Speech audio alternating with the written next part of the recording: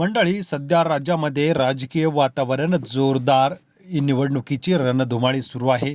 यातच प्रत्येक नेत्याच्या बद्दल अतिशय महत्त्वाची बातमी समोर आल्यानंतर कोणत्या पक्षात नक्की काय चाललंय आणि कोणता नेता जनतेसाठी कसा आहे, इतकंच काय तर येणाऱ्या निवडणुकीमध्ये सर्वाधिक फायदा कोणत्या पक्षाला होणार, कोणत्या नेत्याच्या नावावरती जनता मतदान करते, हेच जाणून घेऊया पुढच्या 2 मिनिटांमध्ये. मित्रांनो, व्हिडिओ शेवटपर्यंत बघा. चॅनलला सबस्क्राईब करून व्हिडिओला लाईक करून शेअर करायला विसरू नका.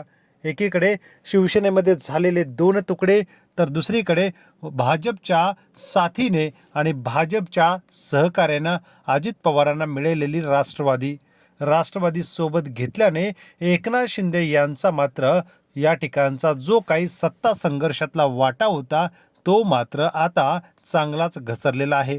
भारतीय जनता पक्षाला हवा तेवढा फायदा मिळाल्यानंतर पुन्हा एकदा या ठिकाणी राजकीय घडामोडी आणि राजकीय सिंगम्याला सुरुवात झालेली आहे. भारतीय जनता पक्ष सत्तेत येण्यासाठी ज्या काही पद्धतीने फोडाफोडीचं राजकारण राज्यात केलं, यावरून मात्र एक स्पष्ट होतंय की सत्तेसाठी काही पण म्हणायला हरकत नाही. मंडळी, अतिशय महत्त्वाची बातमी आहे, ज्या बातमीने महाराष्ट्रातील जनतेच्या मनात नक्की काय चालू आहे हेच आपल्याला बघूया. या ठिकाणी उद्धव ठाकरे, देवेंद्र फडणवीस, राज ठाकरे, शरद पवार, अजित पवार, बाळासाहेब थोरात, या ठिकाणी सर्वात महत्त्वाचे देवेंद्र फडणवीस, जे भारतीय जनता पक्षाचे सध्याचे सर्वोच्च नेते महाराष्ट्रातील आहे. देवेंद्र फडणवीस जे बोलतील तेच या ठिकाणी त्यांचे कार्यकर्त्यांनी नेते करतील, अशी सध्या भारतीय जनता पक्षामध्ये त्यांची या ठिकाणी वरचढ आणि पकड आहे. मात्र जनतेच्या मनामध्ये राज ठाकरे, उद्धव ठाकरे यांच्याबद्दल काय आहे, तेच या ठिकाणी आपल्या चॅनलच्या माध्यमातून एक महत्त्वाचा सर्वे केला, ज्या सर्वेने मात्र चांगल्या नेत्याची झोप उडालेली आहे. निवडणुकीच्या तोंडावरती नक्की जनता काय म्हणते आपल्याबद्दल हे नेत्यांना समजावं, हाच आमचा उद्देश आहे. तर या ठिकाणी नेत्यांनी म्हणजेच भारतीय जनता पक्षाने ज्या राजकारणाला महाराष्ट्रात सुरुवात केलेली आहे ती मात्र सर्वसामान्य जनतेला अजिबात पटलेली नाही. या ठिकाणी कोणता नेता विश्वासार्ह आहे, कोणत्या नेत्याला किती पसंती आहे जाणून घेऊया.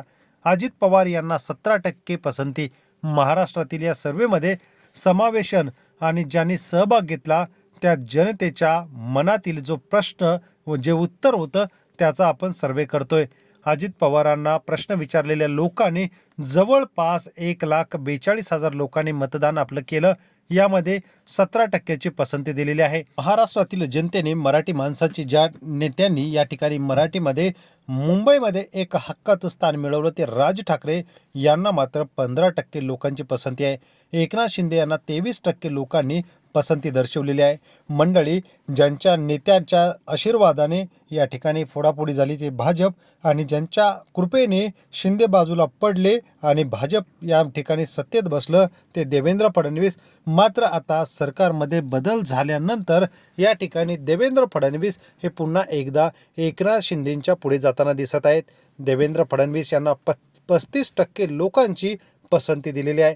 मंडळी, या ठिकाणी जनतेने जरी 35% लोकांची पसंती दिलेली असेल तरी मात्र महाराष्ट्रामध्ये सर्वाधिक विश्वासार्हता जो प्रश्न विचारला, ज्या नेत्याकडे बघून आपल्याला विश्वास वाटतो त्या नेत्यामध्ये उद्धव ठाकरेंचं नाव सर्वाधिक आघाडीवरती होतं.